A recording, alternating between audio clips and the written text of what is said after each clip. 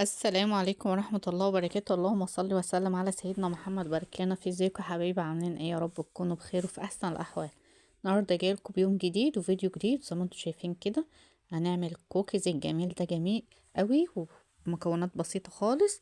يلا بقى نقول بسم الله الرحمن الرحيم ونصلي على الرسول. معانا هنا كده بولة، معانا هنا كده 100 جرام سمنة،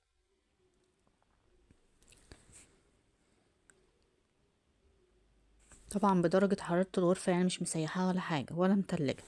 معانا هنا 100 جرام سكر بودر، لازم يكون بودر كده علشان ما يتعبكش بس في التقليب وكده يعني. يلا بقى، عايزاكم تصلوا على النبي كتير، تنزلوا تحطوا لايك جميل كده من ايديكم الجميلة، وعايزة التفاعلات والقلوب الجميلة، وعايزة تعملوا اشتراك للقناة لسه ما اشتركش. هنقلب بقى السمنة والسكر كده لحد ما يدوبوا مع بعض كده زي الكريمة بالظبط. زي ما انتوا شايفين كده حبايب قلب، هم دابوا هم زي الكريمة. عايزه بقى تعملهم بهاند بلندر بمضرب باي حاجه، بس هما ده بام يعني عشان السكر كان بودره فكان مسهل عليا اللي انا اعملها بالاسباتولا يعني. بعد كده بقى هنضيف بيضه، وبقى ان حطينا بيض نحط فانيليا. معانا هنا 2 باكت فانيليا كده.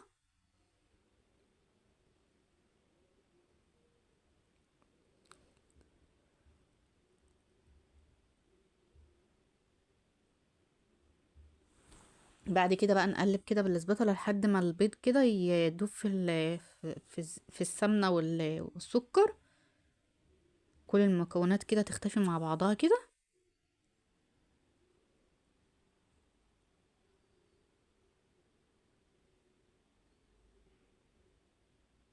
زي ما انتم شايفين كده هو بقى كريمي خالص اهو.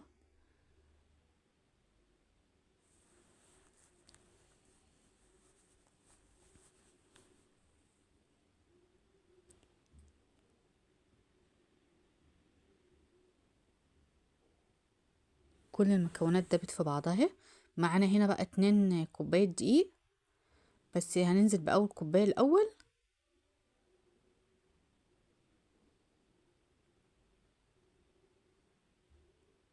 هننزل بالكوباية الأولى كلها ببعضها، والكوباية التانية هنشوف بقى ايه هناخد قد ايه منها. هنقلب كده الدقيق.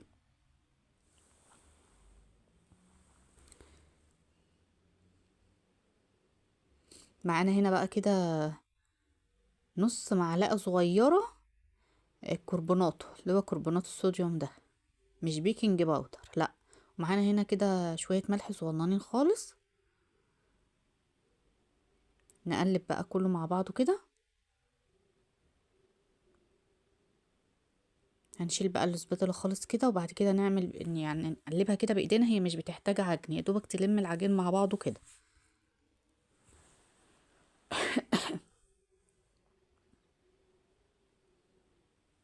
هنلم بقى العجينة مع بعضها كده.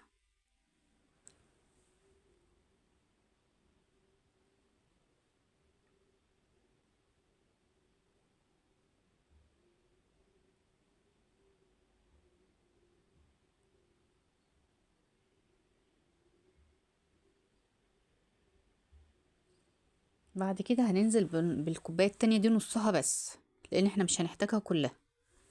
وطبعا الدقيق دوت على حسب ما انت الدقيق بيقبل السمنة والسكر ولا لا، فاحنا مش هنحتاج الكوباية التانية كلها. هنلم بقى كل العجين مع بعضه كده.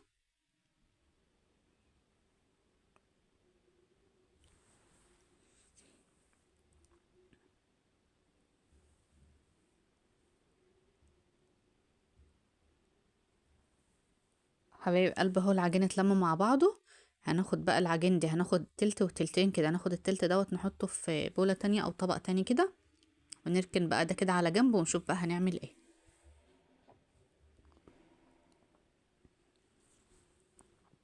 زي ما انتوا شايفين كده. معانا هنا بقى على الحتة الصغنونة دي هنجيب معلقة كاكاو خام اسباني، طبعا مش مضاف عليه سكر ولا اي حاجة، هو خام. هندخله كده على العجينة دي عشان لو في اي كتكولات او اي حاجة تروح اهو. بعد كده بقى ايه نلمها تاني برضك مع بعضها كده. علشان الكاكاو يخش في العجينة اهو زي ما انتوا شايفين.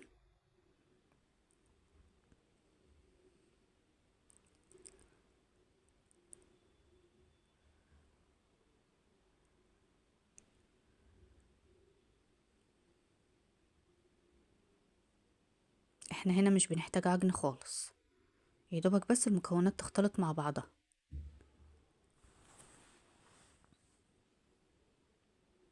زي ما انتوا شايفين اهو يا حبايب قلبي. بعد كده بقى ناخد حتة عجينة كده يعني نختبرها كده، نتك عليها اهي. ما شاء الله جميلة اهي. خلاص يبقى كده مش محتاجة كاكاو تاني ولا دقيق ولا اي حاجة. نركنها بقى وناخد العجينة البيضة معانا. طبعا لسه طرية خالص اهي. هي التانية برضك طرية بس مش بتلزق في الايد.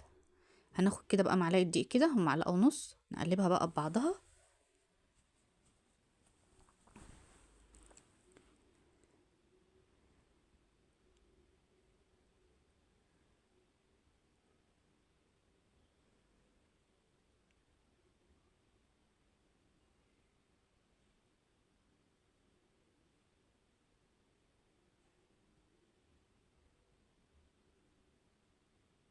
كده هو الدقيق اختلط ببعضه كده بقى ايه، يعني احنا اخدنا كده كوباية ونص ومعاها معلقتين بس. تمام. هنلم بقى العجينة خالص اهي. مش هنحط بقى عليها دي ولا اي مكونات تانية خالص، دي العجينة البيضة.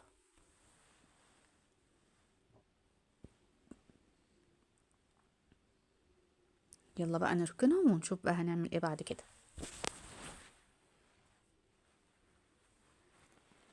برضك اختبرناها اهي.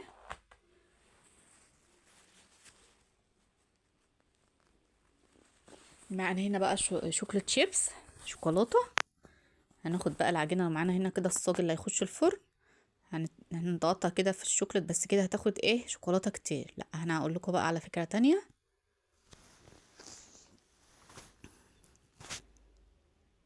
ناخدها كده نكورها صغنونة كده. بعد كده نحط عليها بقى ايه الشوكولاتة كده زي ما انتوا شايفين اهي.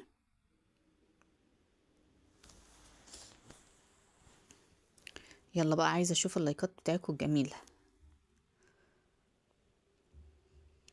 عايزاكم كده تستغفروا وتوحدوا ربنا كده وتصلوا على النبي كتير.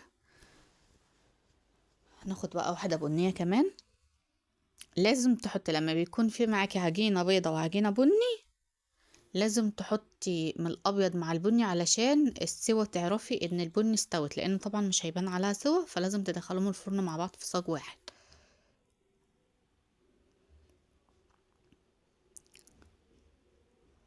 زي ما انتوا شايفين اهو.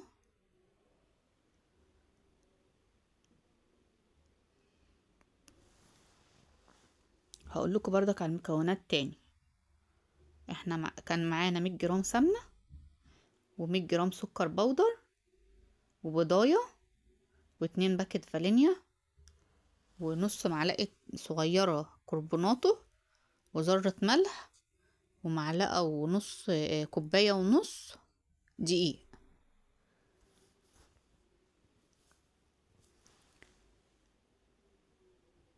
ناخد بردك كمان واحدة معانا كده. هنا طبعا احنا كنا مشغلين الفرن يسخن على ما نخلص.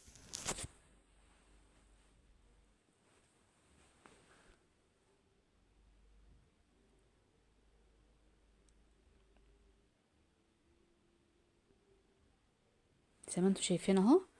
هرجع بقى اخلص الصاج دوت واوريهولكوا بقى في الاخر اهو. زي ما انتوا شايفين حبايب قلبي اهو. هناخده بقى الفرن كان مسخن ونحطها بقى على درجة حرارة 180 من تحت بس، لحد لو عايزة تحمر من فوق تمام، مش عايزة خلاص كده خلاص طلعت اهي من الفرن. تقريبا قعدت تلت ساعة في الفرن. نسيبها بقى لحد ما تبرد خالص واوريها لكم. هنا خلاص بردت اهيت والصواني التانية كانت في الفرن. شوفوا تسويتها جميلة اهي وحمرها من تحت جميلة اهو. يلا بقى هنرصها كده.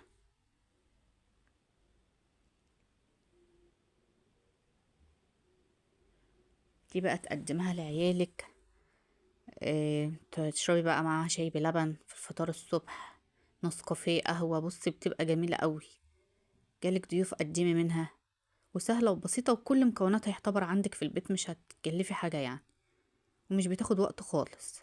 عايزاكم بقى تجربوها كده وتقولوا ايه رأيكم فيها في التعليقات. زي ما انتوا شايفين اهو، شوفوا احنا بنشتريها بقد ايه من بره، وهي اصلا مش بتاخد حاجة يعني.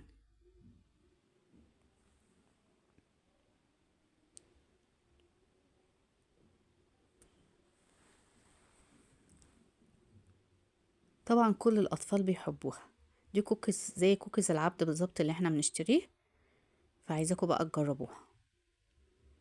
زي ما انتوا شايفين اهو حبايب قلبي، ما شاء الله ما شاء الله، عملوا معانا كمية حلوة. شوفوا لو هتشتروها من بره اشتروها بكام. يلا بقى عايزاكم تجربوها وتقولوا رأيكم فيها، وعايزة اشوفكم في يوم جديد وفيديو جديد. كنتم معهم ياسمين، والسلام عليكم ورحمة الله وبركاته.